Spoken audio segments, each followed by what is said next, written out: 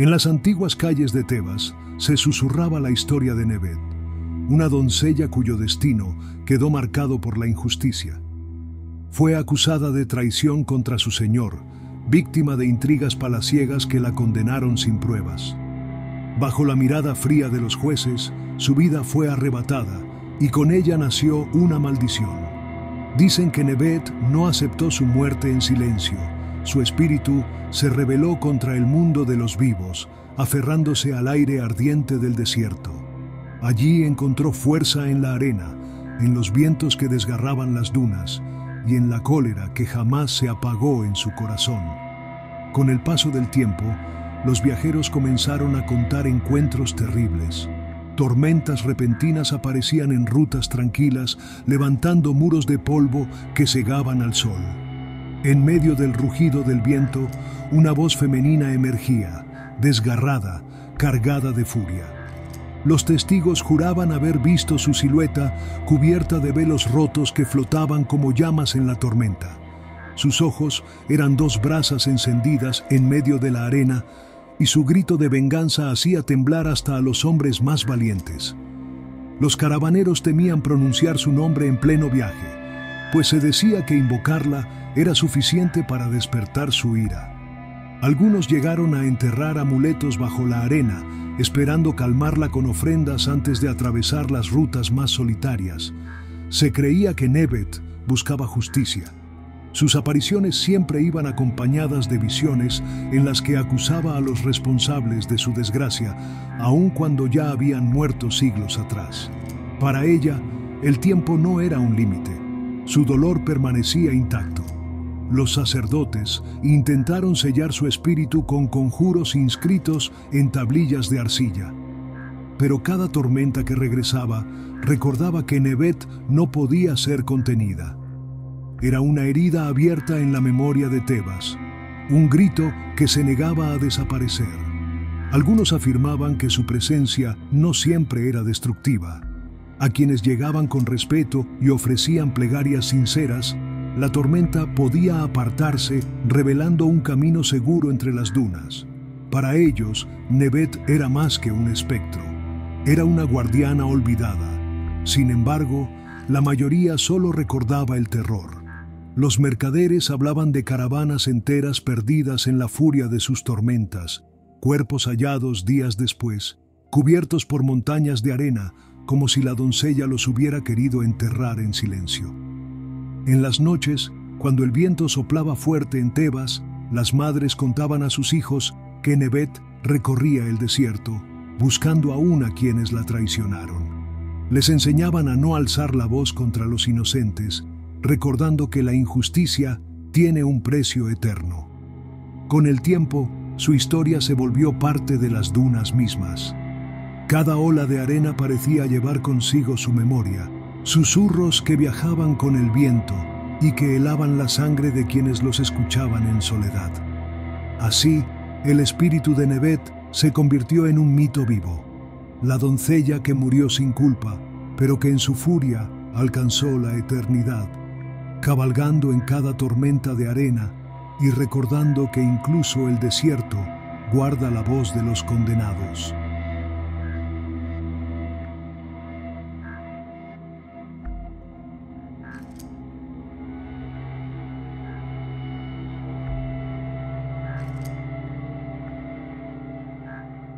En la ciudad de Memphis, rodeada de templos y altares, se erguía una estatua que, según los relatos, no era como las demás. Representaba a un dios menor, olvidado por muchos, cuya figura de piedra parecía observar con melancolía el paso de los hombres. Durante el día, era solo un ídolo más entre tantos, inmóvil y silencioso. Pero cuando la oscuridad caía sobre la ciudad y los cantos se apagaban en los templos, algo extraño sucedía. De los ojos de la estatua comenzaban a brotar gotas que descendían como lágrimas.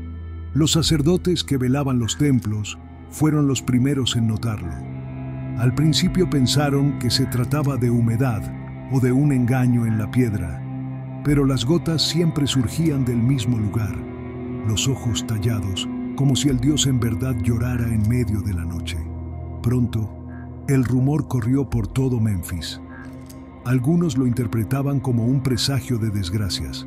Cada lágrima era, según ellos, una advertencia de epidemias, inundaciones o guerras que estaban por llegar. Cuando las lágrimas eran abundantes, el miedo se extendía por las calles. Otros, en cambio, creían que se trataba de súplicas del Dios olvidado. Decían que lloraba porque ya no recibía ofrendas, ni incienso, ni cánticos, relegado al olvido mientras los grandes dioses acaparaban la devoción de los hombres. Sus lágrimas entonces eran un llamado a recordar. Hubo noches en que las gotas fueron tantas que el suelo alrededor de la estatua amanecía húmedo, como si hubiera llovido en un punto aislado del templo. Aquellos días, los sacerdotes ofrecían vino, pan y flores, temiendo que el abandono atrajera su ira. Los griegos que viajaron a Egipto también registraron la historia. Para ellos, aquella estatua era un misterio divino, un puente entre lo humano y lo sobrenatural. Algunos filósofos sugerían que era la manifestación de la tristeza de los dioses por el destino de los hombres. En contraste, había quienes buscaban explicaciones terrenales. Decían que quizá la piedra absorbía la humedad del Nilo durante el día y la liberaba en la noche. Pero esa teoría se debilitaba cuando, incluso en estaciones secas, las lágrimas seguían fluyendo. Con el tiempo, la estatua se convirtió en un oráculo. Los habitantes acudían a observar si lloraba, y dependiendo de la cantidad de lágrimas, tomaban decisiones: sembrar o no, emprender viajes, incluso iniciar campañas militares. Los sacerdotes, aunque no siempre de acuerdo con estas interpretaciones, se vieron obligados a custodiarla como símbolo sagrado. Nadie quería desafiar a un Dios que lloraba en silencio, pues se decía que ignorar sus lágrimas traería desgracias.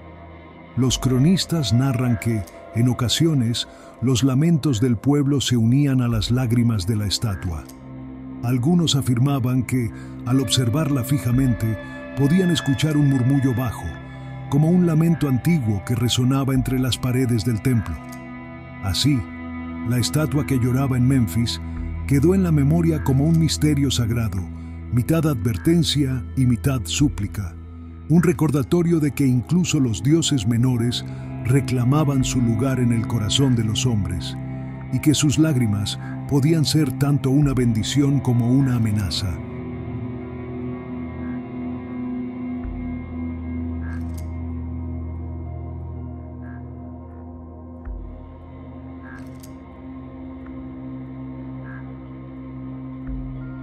En las orillas del Nilo, donde el río parecía más ancho y profundo, los ancianos contaban la historia de Hamur, un cocodrilo sagrado cuyo tamaño desafiaba toda imaginación.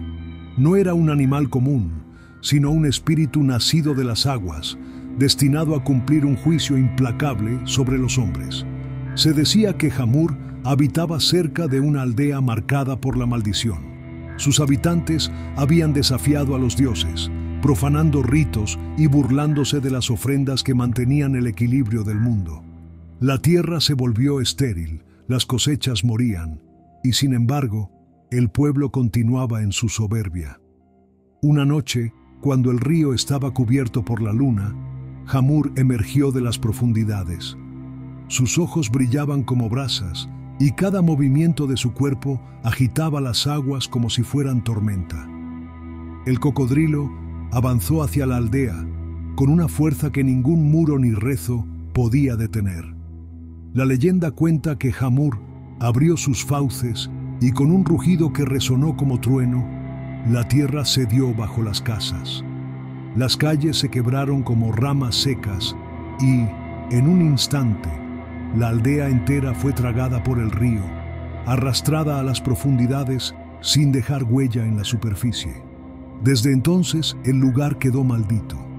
Los pescadores evitaban remar cerca de esa orilla, pues aseguraban que el agua era más oscura y espesa, como si escondiera la memoria de lo que allí ocurrió. Quienes se atrevieron a acercarse contaban haber escuchado murmullos al caer la noche, voces que parecían salir desde el fondo, cantos rotos y gritos apagados que ascendían con la corriente, como si los habitantes de la aldea siguieran atrapados en un eterno ahogo. Algunos aseguraban haber visto luces danzando bajo el agua, como antorchas encendidas en el fondo de un reino perdido. Otros hablaban de sombras humanas que se movían entre los juncos, como si los fantasmas aún caminaran alrededor de la ciudad sumergida.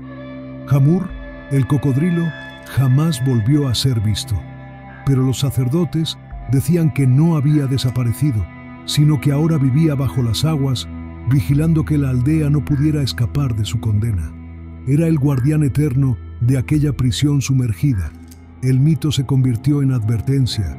Se contaba a los niños y viajeros para recordarles que los dioses castigan la arrogancia y que las aguas del Nilo guardan secretos más antiguos que las pirámides.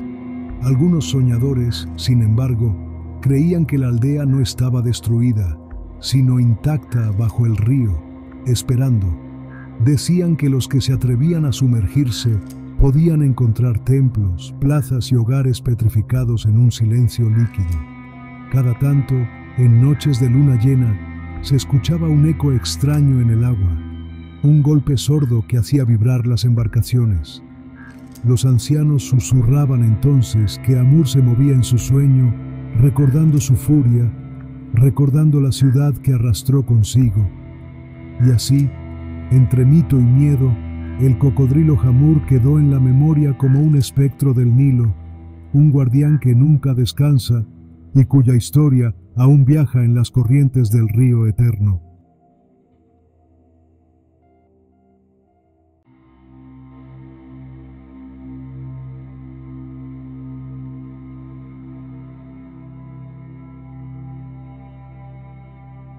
En los papiros antiguos del Nilo se menciona una creencia inquietante. La Sheut, la sombra de un hombre, no era solo una silueta proyectada por el sol, sino una parte vital de su ser. Para un faraón, perderla era perder más que un reflejo. Significaba que su poder y su espíritu quedaban incompletos. La sombra era vista como un doble inseparable, un testigo constante que acompañaba al cuerpo desde el nacimiento hasta la muerte. Nadie podía escapar de ella, y por eso se creía que contenía fragmentos del alma. Para un gobernante divinizado, esa sombra era también la prueba de su unión con los dioses. Pero los textos mágicos advertían de un peligro. La Sheut podía ser robada. Si un enemigo lograba apoderarse de la sombra del faraón mediante conjuros oscuros, el soberano comenzaba a languidecer. Su voz perdía autoridad, su piel se tornaba pálida, y hasta las multitudes que antes lo veneraban dejaban de sentir respeto. El faraón sin sombra era como una estatua vacía, un cuerpo que seguía vivo pero con el alma quebrada. Sus gestos eran imitados por cortesanos, pero ya no inspiraban temor ni devoción. Se decía que incluso el sol parecía rehuirlo, pues los dioses mismos lo veían como incompleto. Los sacerdotes temían más que nada este destino, porque sin la Sheut, el espíritu del faraón no podría atravesar las puertas del más allá. El viaje hacia el Duat quedaría interrumpido, y el gobernante eterno estaría condenado a vagar como un fantasma sin forma. Por eso, en lo profundo de los templos existían rituales secretos para recuperar la sombra perdida. Hechizos inscritos en estelas, amuletos tallados en obsidiana y cánticos murmurados al amanecer formaban parte de un proceso sagrado para llamar a la Sheut de regreso. El ritual consistía en encender lámparas negras que no emitían luz, sino oscuridad. Los sacerdotes invocaban a los dioses protectores del alma, ofreciendo vino, incienso y figuras de cera que representaban el cuerpo del faraón. Así, buscaban atraer a la sombra errante como quien guía a un viajero perdido en la noche. Si el conjuro tenía éxito, la sombra regresaba lentamente, como una mancha que volvía a adherirse a los pies del soberano. Con ella, la vitalidad retornaba, y el faraón recuperaba el brillo en sus ojos y la fuerza en su voz. Sin embargo, no todos los rituales concluían bien. Había historias de sombras que regresaban deformes, fragmentadas o contaminadas por fuerzas oscuras. En esos casos, el faraón quedaba marcado para siempre, su reinado teñido por la desgracia. La pérdida de la Sheut se convirtió en un símbolo temido, un recordatorio de que incluso el más poderoso de los hombres dependía de fuerzas invisibles que podían ser robadas en silencio. Con el tiempo, esta creencia alimentó historias entre el pueblo. Se decía que las sombras podían traicionar a su dueño, desprenderse y caminar solas, llevando secretos al inframundo. El faraón entonces debía ser siempre vigilado, no solo en cuerpo, sino también en su reflejo oscuro. Así, la sombra perdida del faraón quedó grabada en la tradición como un mito de advertencia, un enigma que une lo visible y lo invisible, recordando que sin la Sheut ni siquiera un rey podía aspirar a la eternidad.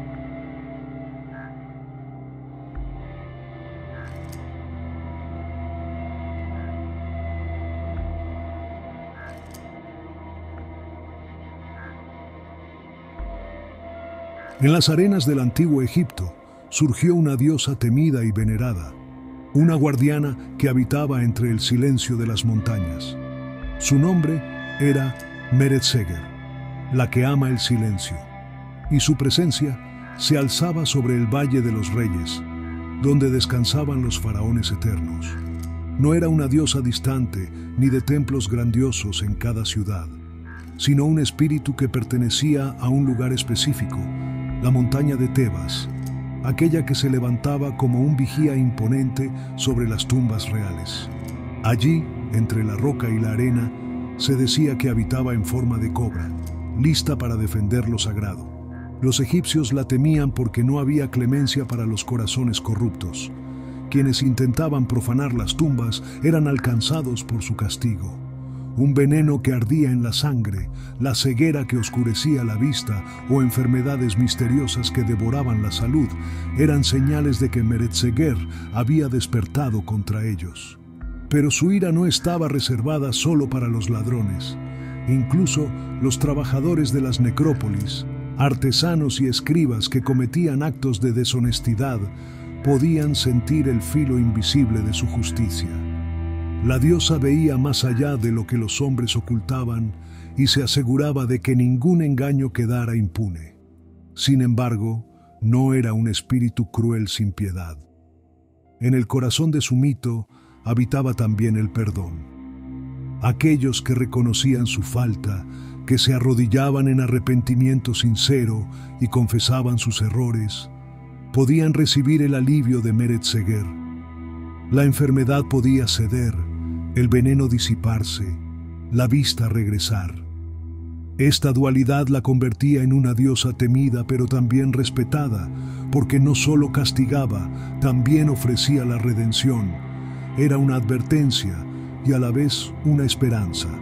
Nadie podía escapar de su mirada, pero todos podían encontrar su misericordia si sabían reconocer sus faltas.